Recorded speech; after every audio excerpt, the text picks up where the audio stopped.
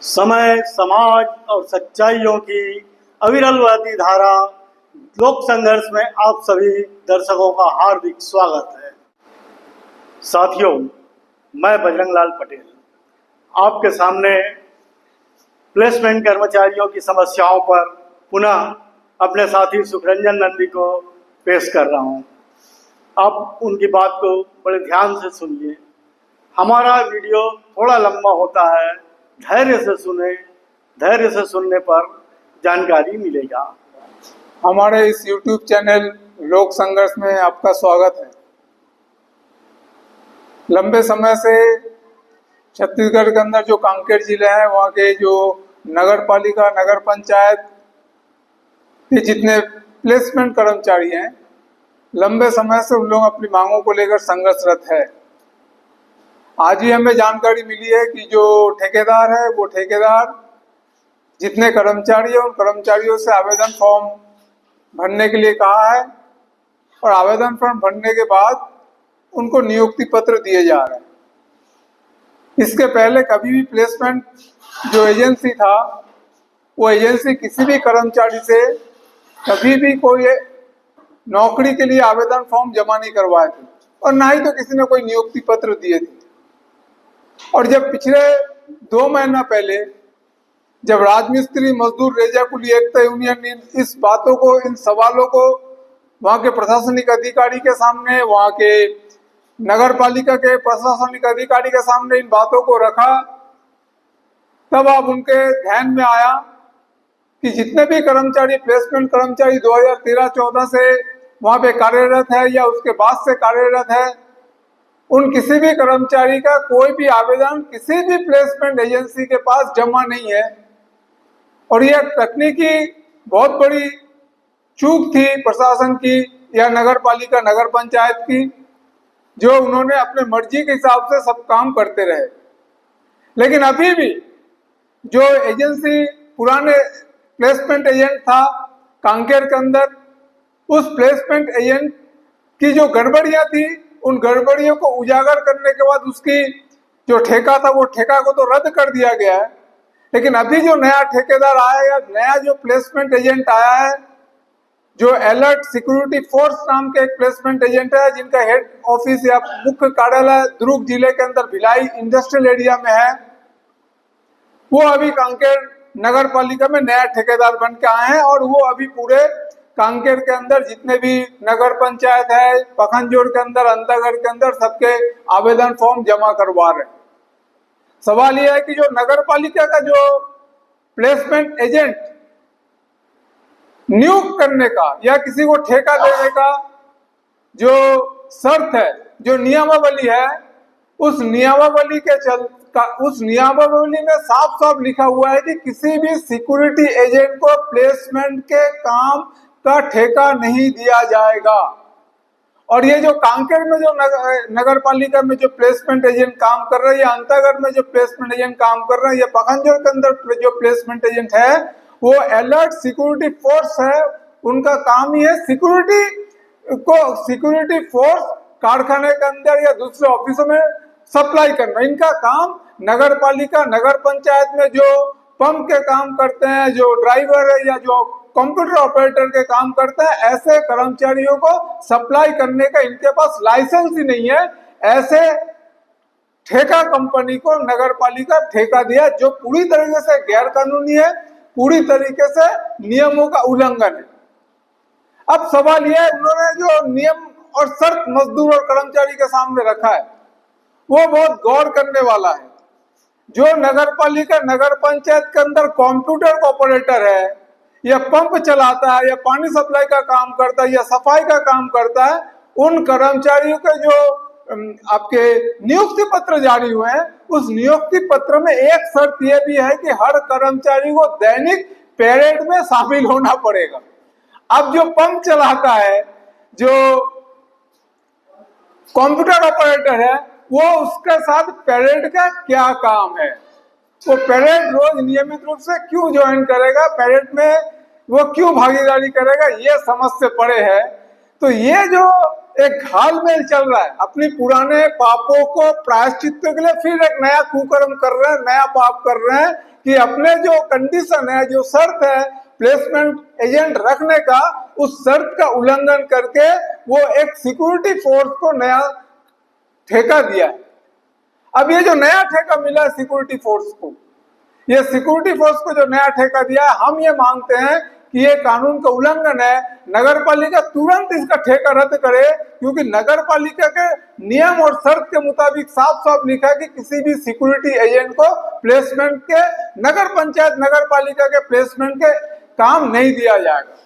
तो ये सरासर क्या रिश्ता है नगर पालिका के अधिकारी के साथ इस सिक्योरिटी फोर्स का, ये तो वो स्पष्ट कर सकते हैं कि आखिर नियमों का उल्लंघन करके किसके दबाव में, किसके कहने पे इनको काम दिया गया, प्लेसमेंट का काम दिया गया। और ये जो प्लेसमेंट एजेंट है, ये हर मजदूर के पीछे अपना एक कमीशन लेता है। तो ये कमीशन जो दिया जा रहा है, जो सरकार दे रही है या नगर पालिका देगी या नगर पंचायत जो देगी, ये पूरी तरीके से गलत है। अब जो ठेकेदार है, वो ठेकेदार, ये बात सामने आया कि जो ठेकेदार है, वो ठेकेदार ये बोल रहा है कि ये जो नगर पालिका के जितने प्लेसमेंट कर्मचारी हैं, इन प्लेसमेंट कर्मचारियों के लिए कोई कुशल, अकुशल या अर्ध कुशल या उच्च कुशल की जो वेतनमान है, वो वेतनमान का भुगतान वो करने के लिए बाध्य नहीं है, क्योंकि नगर पालिका में वो लागू नहीं होते हैं।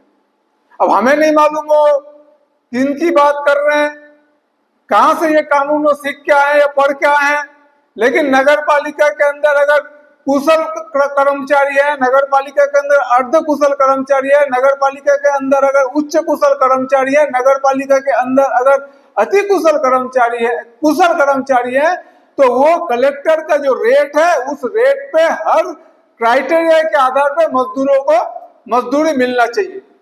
सबसे मजेदार बात क्या है? सबसे मजेदार बात यह है कि वो मजदूरों से नौकरी के लिए आवेदन फॉर्म भरवा रहे हैं, लेकिन उस आवेदन फॉर्म में कहीं पे भी ये उल्लेख नहीं है कि वो मजदूर या कर्मचारी किस पद के लिए नौकरी के आवेदन कर रहे हैं। अब ये बताइए, जो ड्राइवर है नगर पालिका के अंदर, वो ड्राइवर के लिए आवेदन कर रहा है, उसका उल्लेख नहीं है।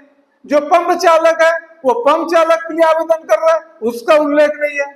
जो सफाई कर्मी है, वो सफाई कर्मचारी के रूप में आवेदन कर रहा है, उसका उल्लेख नहीं है। तो सवाल है, ये जो चल रहा है नगर पालिका के अंदर, चाहे वो जिसकी भी सरकार हुई हो नगर पालिका के अंदर, पहले कांग्रेस की सरकार थी, अभी तो सुना सब जगह भाजपा की सरकार है नगर पालिका के अंदर, तो कोई परिवर्तन मजदूरों के लिए नहीं हुआ है। और जो लूट खसोट शोषण अत्याचार कर्मचारियों के साथ पहले के ठेकेदार करते थे, नगर पालिका के प्रतिनिधियों के साथ मिलके, अधिकारी के साथ मिलके वही काम अभी कर रहे। कहीं पे भी इन लोग चाहते नहीं है कि नियमों का सही ढंग से पालन हो। नियमों के पालन अगर होगा तो ये जो घालमेल हो रहा है, ये घालमेल तुरंत बंद हो जाएगा और घालमेल में कुछ रोक लगेगा, लेकिन इसीलिए क्योंकि वो लूट खसोट करना चाह रहे हैं और ये अफरा तफरी पैसों का करना चाह रहे हैं नगर पालिका के नगर पंचायत के, और इसीलिए वो ये नियमों का उल्लंघन कर रहे हैं और किसी को भी ला के ठेका दे रहे हैं। वो खुद अपने आदेश का उल्लंघन कर रहे हैं। सीएमओ साहब, जो सीएमओ साहब के हस्ताक्षर में आदेश निकला है कि किसी सिक्योरिटी एजेंट को काम पे नहीं, एजेंसी नहीं देंगे। अब वही सिक्योरिटी एजेंट किसके कहने पे काम पे लगा, ये खुलासा करे पहले सीएमओ साहब कि वो किसके कहने पे, किसके इशारे पे वहां पे वो प्लेसमेंट एजेंसी को ये ठेका दिया गया। हम ये मांग करते, राजमिस्त्री मजदूर रेजा कुली यूनियन ये मांग कर रहा है कि नगर पालिका के अंदर ये जो सिक्योरिटी फोर्स आया है, इसकी तुरंत प्लेसमेंट एजेंसी को रद्द कर दिया जाए और रद्द करके उनको जो है वापस किया जाए। और जो पेमेंट का भुगतान हुआ है, 1 महीना का 2 महीना के जो सिक्योरिटी फोर्स के पेमेंट का भुगतान हुआ है, ये पूरी तरीके से अधिकारियों से वसूल किया। जो कमीशन का भुगतान हुआ है उसका पूरा रिकवरी हो, पूरा पैसा अधिकारी के से वसूल किया जाए। शासन प्रशासन से हमारी ये मांग है। ये नहीं हो सकता, ये जनता का पैसा का इस तरीके से आप लोग दुरुपयोग करोगे। और ये जो मेहनत करने वाले कर्मचारी है, जिनका ये हक है, वो आदेश जो नियुक्ति पत्र, उसका शर्त बहुत अजीब टाइप का शर्त है। उसमें लिखा है कि काम समाप्त होने के बाद भी, अवधि समाप्त होने के बाद भी अगर आपके रिलीवर आपके काम पे नहीं आएंगे तो आपको लगातार काम करना पड़ेगा, और अगर आप लगातार काम नहीं करेंगे तो कानूनी रूप से दंडनीय है, अपराध है और इसके लिए आपको सजा भुगतना पड़ेगा। अरे यहाँ पे कहीं पे भी नहीं लिखा है कि अतिरिक्त काम के लिए उसको ओवर टाइम दिया जाएगा, ये शर्त नहीं है उसमें। उसमें सिर्फ काम करने की बात लिखा गया। अगर वो अतिरिक्त समय काम करेगा तो उस कर्मचारी को ओवर टाइम की भी पात्रता है, लेकिन शर्त में कहीं पे भी यह नहीं लिखा है कि ओवर टाइम दिया जाएगा और उसके बाद अगर वो काम नहीं करेगा तब। ऐसा नहीं है, उसमें ओवर टाइम की कोई उल्लेख तक इस नियुक्ति पत्र के जो है उस पर नहीं दिया गया, शर्त में नहीं दिया गया। तो सवाल है जो श्रम कानून है, श्रम कानून का पालन होगा या नहीं होगा नगर पालिका के अंदर। दूसरा, पीएफ के पैसे तो कटे हैं, हम तो बोल रहे हैं पीएफ के पैसे कटे, अब ये जांच का विषय है। हमने पीएफ ऑफिस में इसकी शिकायत की है, वो जांच चल रहा है कि पैसा नियमित रूप से जमा हुआ है नहीं हुआ है कर्मचारियों को, उसकी जांच चल रहा है, वो प्रोसेस में, प्रक्रिया में। हम ये पहले से ही बोल रहे हैं कि ईएसआई के पैसे कर्मचारियों के जमा नहीं होते थे, और अभी जो नियुक्ति पत्र आया है, जो दिया गया है, उस सब मजदूरों का यूएन नंबर है पीएफ के, लेकिन ईएसआई के कोई नंबर उसमें उल्लेख नहीं है। इसका मतलब है कि ईएसआई के पैसे कोई भी प्लेसमेंट एजेंसी, इसके पहले जितने भी प्लेसमेंट एजेंसी थे, उन्होंने ईएसआई के पैसे मजदूरों के जमा नहीं किए और ईएसआई के पैसे उन्होंने बचाया है। ये एक प्रकार के लूट है, एक प्रकार का कानून का उल्लंघन है। हम नगर पालिका के अधिकारी से और जिला के प्रशासन से ये भी मांग करते हैं कि अतीत के जितने प्लेसमेंट एजेंट थे जिन्होंने ईएसआई के पैसे जमा नहीं किए, उन सब से ईएसआई के पैसे रिकवरी किया जाए और मजदूर के ईएसआई के पैसे उनके खाते में जमा किया जाए। ये लूट खसोट बंद होना चाहिए। मजदूरों के साथ, कर्मचारियों के साथ जो लूट खसोट हो रहा है, जो ये कानून पालन करने की जिम्मेदारी अधिकारी का, शासन प्रशासन की है, और वो खुद कानून का उल्लंघन कर रहे हैं, वो खुद श्रम कानून का उल्लंघन कर रहे हैं। ये अराजकता की जो स्थिति है, इस स्थिति चलने नहीं दिया जा सकता है। अगर ऐसी स्थिति रहेगी तो मजदूर संगठित होकर मजदूर अपने अधिकार के लिए अपनी आवाज को उठाएंगे और अपने अधिकार को हासिल करना मजदूर जानता है कैसे उसको अपने अधिकार को हासिल करना है। इसलिए कोई भी अधिकारी, कोई भी प्रशासनिक अधिकारी या नगर पालिका का अधिकारी ये अगर समझ रहा है कि ये दैनिक वेतनभोगी के कर्मचारी है, ये बहुत गरीब है, इसलिए जैसे मर्जी है इनका शोषण करो, इनको लूटो, इनके साथ अन्याय करो, तो ये मजदूर बर्दाश्त नहीं करने वाला है, क्योंकि वो मजदूर है, मजबूर नहीं है और वो आपके गुलाम भी नहीं है। ये बात आपको याद रखनी चाहिए। हम आपसे यही मांग करेंगे कि जल्दी से जल्दी ये जो अनियमितता हुई है, ये अनियमितताओं को आप दूर कीजिए और प्लेसमेंट कर्मचारी का जो अधिकार है, उस अधिकार को तुरंत आप दिलवाइए और दीजिए। बहुत बहुत धन्यवाद।